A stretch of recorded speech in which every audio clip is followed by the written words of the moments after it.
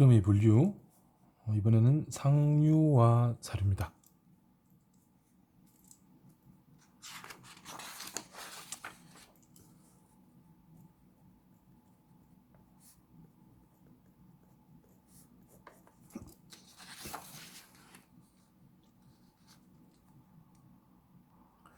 자, 이전 영상에서 제가 측류와 난류에 대해서 이야기를 했었습니다. 측류와 난류 같은 경우에는 우리가 주로 이 관수로에서 흐름의 분류를 하는데 많이 적용을 한다고 말씀을 드렸고요. 이번 시간에 말씀드릴 상류와 사류 같은 경우에는 우리가 주로 개수로에서 많이 사용이 되어집니다. 자, 상류와 사류. 자, 상류 같은 경우에는 이 의미가 이렇게 표현하면 여러분들이 의미를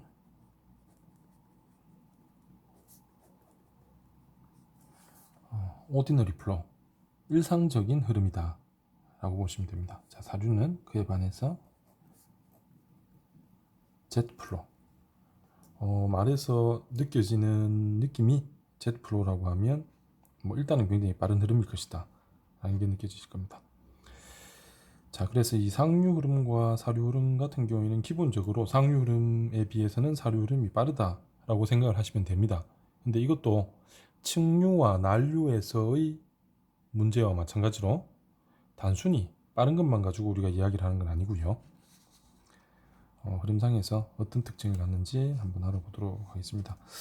자, 나중에 여러분들이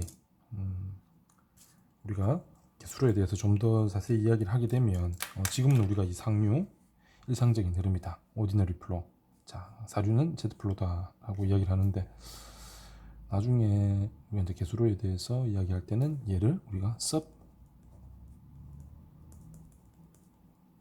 subcritical flow, 얘를 super critical flow다라고도 표현을 해줍니다. 자, 그러면 여기에서 이제 등장하는 critical이라는 말은 우리가 어떤 한계점을 이야기를 할 겁니다. 그래서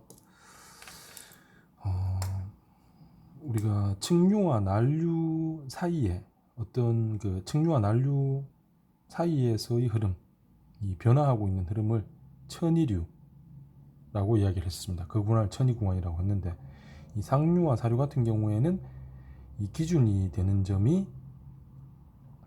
시점이 있어요. 시점이 있습니다. 그 시점을 우리가 한계 상태라고 이야기를 하고요. 그때 흐름을 한계류. 그래서 이 사이에는 한계류가 들어가게 되겠죠. 상류 사이에는 한계류라는 흐름이 들어가게 되고, 이때를 한계 상태, 이때 흐름을 한계 상태에서의 흐름, 한계류라고 이야기를 하게 됩니다. 자, 그러면 측류 난류와 마찬가지로 상류 사류도 그러니까 어떤 정량적인 구분의 기준이 있을 겁니다. 그 구분의 기준을 우리가 뭐라고 하냐면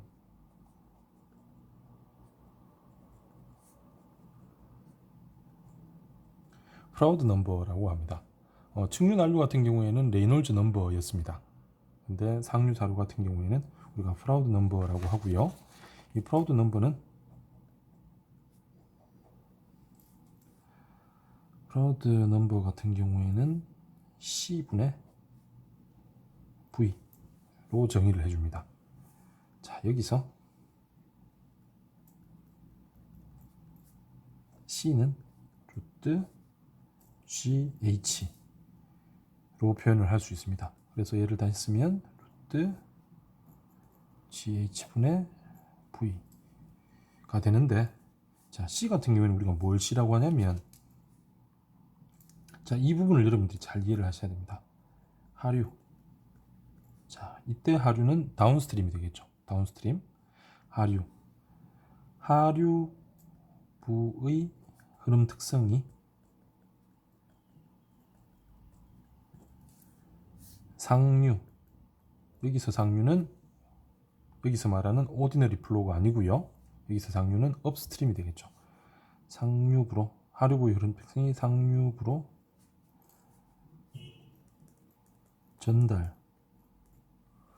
전달되어지는 전파 속도.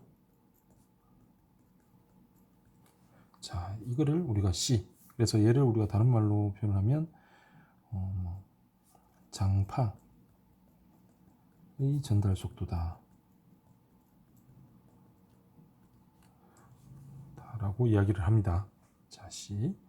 그러면 여기서 G는 중력 가속도가 될 것이고 H는, 자, 일단 지금 시점에서 여러분들은 H는 수심이라고 이해를 하시면 됩니다. 수심. 나중에 우리가 개수로에서는 이 부분에 대해서 좀 더 이야기를 할 기회가 있을 겁니다. 자, 그러면 C분의 V인데 당연히 V는 흐름의 유속이 될 것이고요.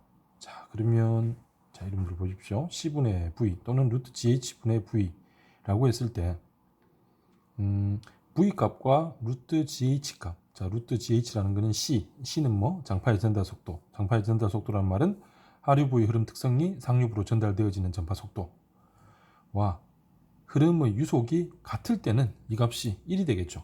자, 그래서 프라우드 넘버가 1인 경우는 우리가 루트 GH분의 V가 되는데, 이 값이 1인 경우를 우리가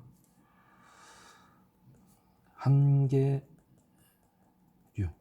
이때의 흐름을 한계류, 이때의 상태를 한계 상태. 자, 그러면 좀 전에 이야기했던 이 H는 뭐가 됩니까? 수심이니까 얘는 한계 수심이 되겠죠. 한계 수심. 자, 이때 V는 뭐가 되겠습니까? 이 상태, 이 흐름 상태에서의 V는 한계 유속이 되는 거죠. 자, 이 한계 상태, 한계 흐름, 이 한계 상태, 이 시점이 개수로의 해석에서는 굉장히 중요합니다. 자, 그래서 그러면 한계 상태는 이러한데, 그러면 상류와 사류는 뭘까? 자, 그래서 말 그대로 일상적인 흐름, 상류는 오디너리 플로우이기 때문에 하류부에서의 흐름 특성이 상류부로 전달되어지는 흐름입니다. 자, 여기서 예를 굳이 우리가 설명을 하면 하류부 흐름 특성이 상류부로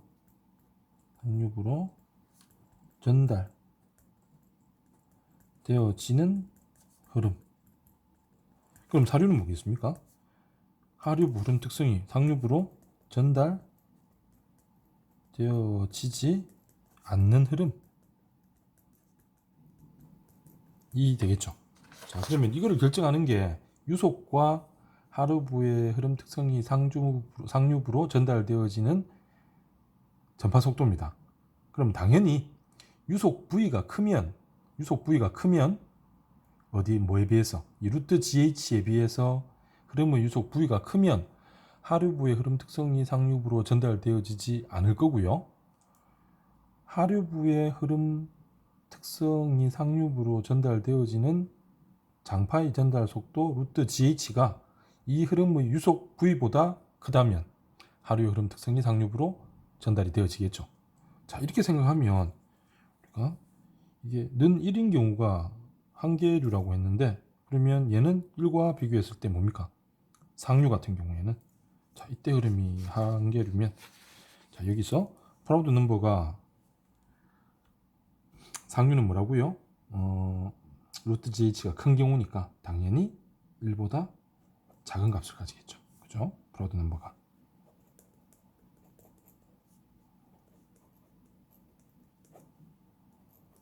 이 값이 1보다 작은 값을 가진다. 왜? 루트 GH가 더 크니까 하류부의 흐름 특성이 상류로 전달되어집니다. 그러면 자, 이때 흐름이 뭐? 상류. 자, sub critical flow라고 했습니다. 이때 흐름이 뭐? critical flow. 그죠? 루트 GH분의 V가 어떻다? 1보다 큰 흐름이죠. 사류. 슈퍼 크리티컬 플로우, Z 플로우가 되어집니다. 자, 이렇게 프라우드 넘버를 가지고 여기서 조금 더 말씀드리면, 자, 우리가 한계 상태에서의 H가 한계 수심, 이때의 유속이 한계 유속이다 라고 말씀을 드렸는데, 그러면 이 상류 상태에서 이 H는 뭐가 되겠습니까? 상류 수심이 되겠죠. 자, 이때 유속은 상류 흐름의 유속이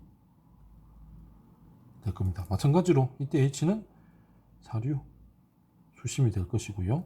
이때 V는 사류 상태에서의 유속이 되겠죠. 자, 이렇게 해서 상류와 사류를 구분할 수가 있고 그 경계가 되는 지점을 우리가 한계류라고 이야기를 합니다. 자, 이렇게 말씀을 드리면 여러분들이 솔직히 이해하기가 제 경험상으로는 굉장히 어려울 겁니다. 저도 처음에는 이 이야기를 제가 처음이라고 말씀드리면 제가 학부 때 수리학 시간에 그때는 토목유 체육학이 아니고 그러니까 제가 이 이야기를 드린지 모르겠는데 제가 89학번입니다. 89학번이니까 89년도에 제가 이 수리학 수업을 처음 들을 때 이렇게 들었어요. 이렇게 들었는데 도대체 저게 무슨 말일까? 라고 했습니다. 89년도 하니까 30년도 89년 그러면 99년 2009년 2006 굉장히 오래됐죠. 굉장히 오래됐는데 자, 그 당시에도 제가 들어도 사실 잘 이해는 못했기 때문에 지금도 여러분들이 들었을 때 저게 무슨 말이다 라는 걸 확실하게 이해를 할 수 없을 것이다 라고 제가 생각을 하고요. 조금 더 부연 설명을 드리면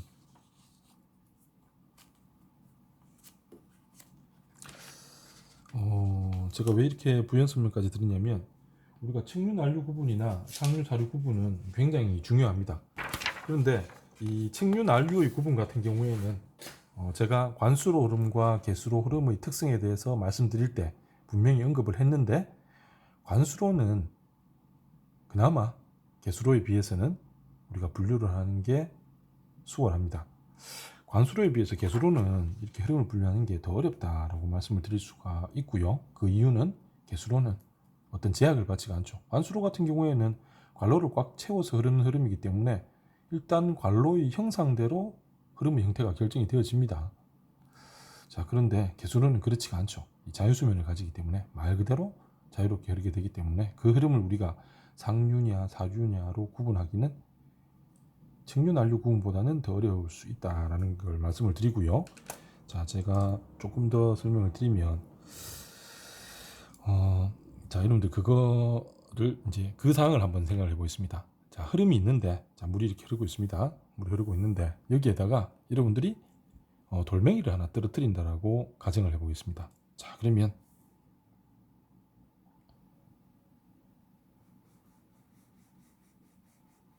자, 여기에 여러분들이 돌멩이를 하나 떨어뜨렸다. 내가 이 지점에 돌멩이를 떨어뜨렸다라고 가정을 해보도록 하겠습니다. 이 상황은 자, 다시 가운데로 옮겼어. 자, 돌멩이를 하나 떨어뜨렸습니다. 자, 흐름이 흘러가고 있습니다. 흘러가고 있는데 자, 이때 중요한 건 뭐냐면 V라는 유속으로 흘러가고 있는데 V가 흐름이 우리가 형성이 되려면 V가 제로에서는 안 되겠죠. 제로에서는 안 되는데 일단은 어떤 임의의 유속의 흐름이 있는데 여기에 돌멩이를 하나 떨어뜨렸다. 자, 그러면 여기서 무슨 일이 일어나겠습니까? 자, 여러분들 상상을 해보십시오. 어떤 일이 일어납니까? 물에 파문이 생기겠죠?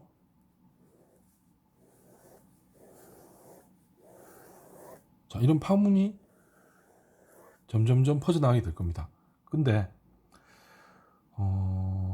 자, 여러분들 이때 V를 우리가 이제 가정을 할 때 만약에 V가 자, 이때 상태를 V는 제로다라고 가정을 해보면 자, 물론 흐름은 아니지만 V가 제로인 상태를 우리가 생각해 보면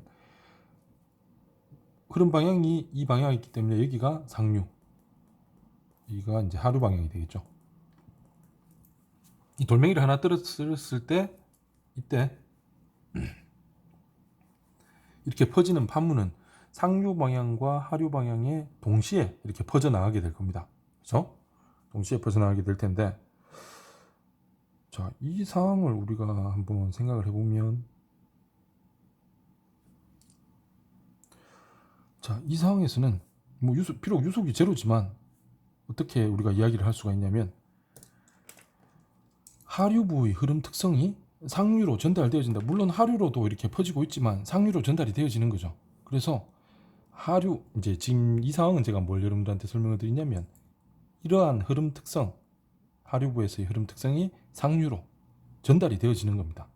자, 이 전달이 되어지는 속도를 우리가 뭐라고 했습니까? 장파의 전달 속도, 그죠? GH로 표현을 했었죠. 자, 그러면 얘는 당연히 V가 제로이기 때문에 얘가 더 크겠죠. 얘가 더 클 텐데, 그렇기 때문에 하류부의 흐름 특성이 상류로 전달이 되어집니다. 자, 그러면 V가 제로가 아니고 V가 조금씩 증가합니다. V가 조금씩 증가하면, 증가해서 어떤 상황까지, 자, 상황, 그죠? V가 점점점 증가해서 어떤 상황까지 되었냐면, 자, V와 우리가 루트 GH를 비교했을 때, 그래도 루트 GH가 더 큰 상황까지 V가 점점점점 증가를 했어요. 제로였다가. 자, 그러면 여기에 돌멩이를 떨어뜨렸을 때 어떻게 되겠습니까? 자, 떨어뜨렸습니다. 자, 흐름의 중심이 있고 흐름 방향은 이렇게 유지된다라고 봤을 때, 자, 그러면 돌멩이를 떨어뜨리면 파문이 어떻게?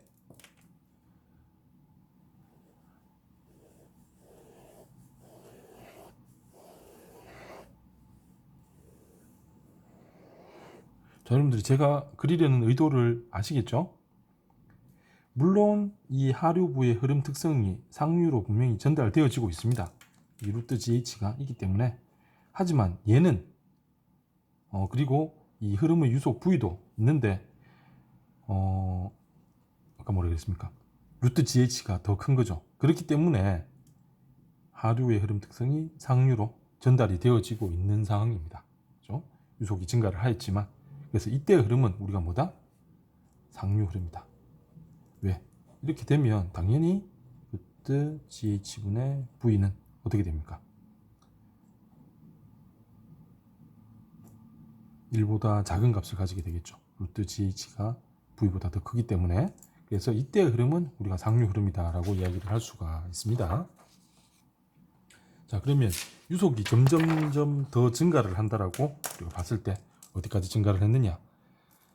유속이 어디까지 증가를 했냐면, 자, V는 루트 GH인 상황까지 증가를 했습니다. 자, 이 상황이라면 어떻게 됩니까? 우리가 루트 GH분의 V는 1이 되는 상황이죠. 이때는 뭐다? 한계류 흐름이다 라고 이야기를 했습니다.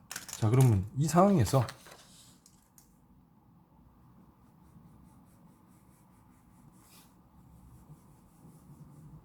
자, 여기 돌멩이를 떨어뜨리면 무슨 일이 일어납니까? 자, 물의 파문이 어떻게 될까요? V와 루트 GH가 같다 라고 여러분들이 생각을 하고 상상을 한번 해보십시오. 자, 여기서는 이런 일이 일어나겠죠.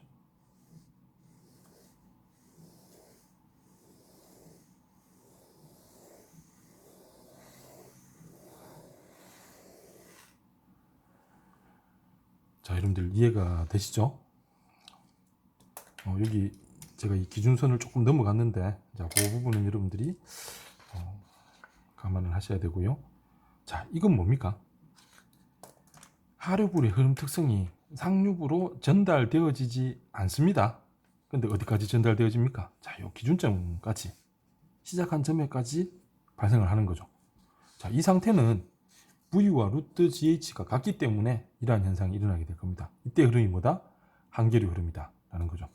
자, 그래서 이어서 유속이 계속 증가했습니다. 증가해서, 자, 루트 GH와 비교했을 때 V가 더 큰 상황이다 라면 어떻게 될까요?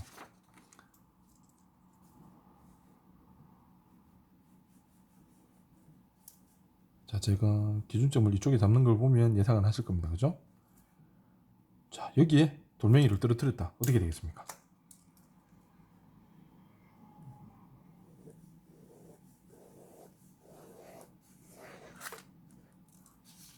이런 상황 예상이 되시죠? 이 판문이 더 이상 어떻습니까? 상류로 전달되어지지 않습니다. 자, 이 상황은 자, 이렇기 때문에 어떻습니까? 루트 GH분의 V하면 1보다 큰 상황이 되고 이때 흐름은 뭐다? 사류 흐름이다. 자, 그래서 우리가 이 사류 흐름 같은 경우에도 이 각도를 우리가 한번 마각이다. 왜냐면 이 각도를 파악을 하면 이 흐름의 특성을 우리가 또 알 수 있기 때문에 뭐 그런 내용들은 우리가 개수로 해서 또 자세하게 다루게 될 겁니다. 자, 그래서 여러분들 여기 보시면 우리가 이제 이 상류 상태, 그다음에 사류 상태, 그리고 한계 상태에 대해서 제가 예를 들어 드린 겁니다. 이걸 보고 여러분들이 조금 더 어떤 흐름의 특성에 대해서 이해를 할 수 있었으면 하는 바람이 있고요. 앞서 말씀드린 측류, 난류, 그리고 그 앞에 말씀드린 정류, 부정류, 등류, 부등류, 자, 지금 말씀드린 상류, 사류까지 우리가 어떤 조건이 주어졌을 때 흐름의 상태를 판단하는 게 첫 번째입니다.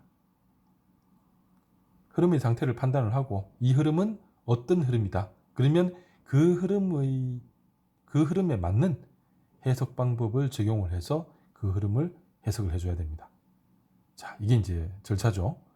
그래서 제일 먼저 우리가 이 흐름은 어떤 흐름이다라고 판단을 해줘야 돼요. 그래서 그 판단하는 기준들과 흐름의 종류에 대해서 지금까지 말씀을 드렸습니다.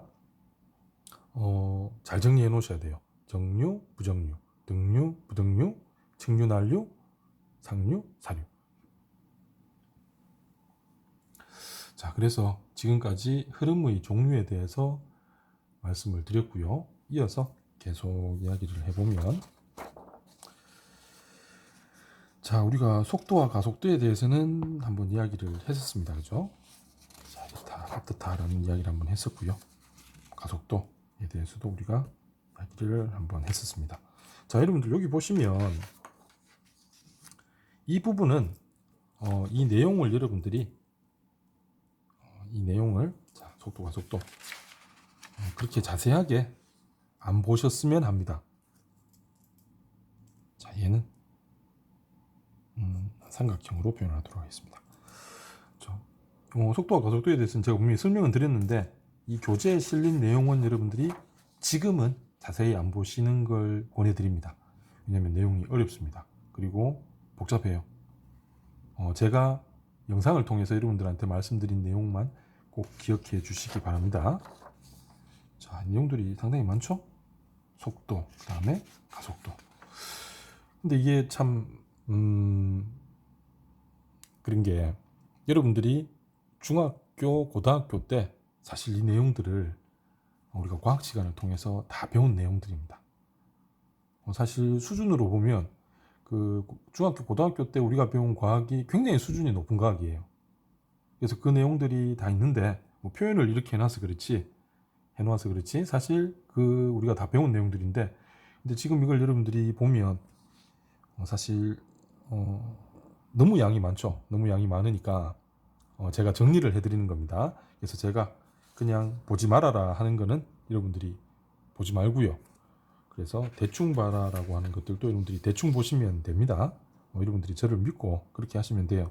그래서 속도와 가속도 부분도 제가 말씀드린 내용 꼭 기억하시고요. 교재에 있는 내용들은 그냥 쓱 한번 보시기 바랍니다. 자, 넘어가겠습니다. 내용이 상당히 많죠. 자, 그래서 예제 3.2 풀지 마십시오. 자, 그 다음에 3.4 검사최적. 검사최적이 뭐다라는 거 여러분들한테 분명히 말씀을 드렸습니다. 그죠?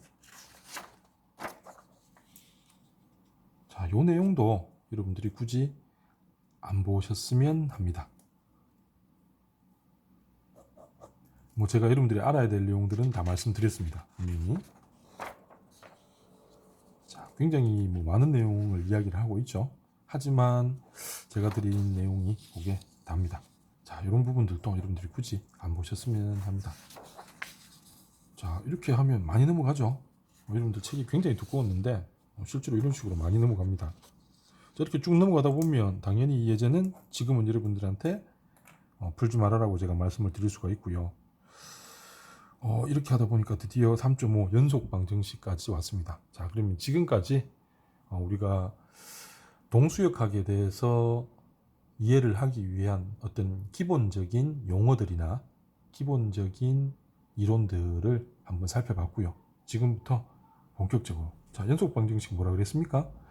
제가 제일 처음에 동수역학 제일 처음에 소개해드린 수리학에서 가장 중요한 이론 중에 하나라고 말씀을 드렸었죠.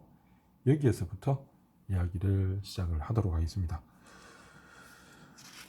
자, 그래서 우리가 교재를 상당히 많이 지나왔는데 제가 삼각형한 부분은 여러분들이 그냥 한번 읽어보시고요.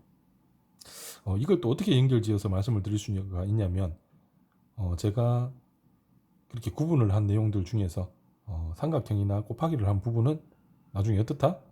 시험에 나오지 않는다라고 이렇게 현실적으로 말씀드리면 여러분들 이해가 확실할 겁니다. 그죠?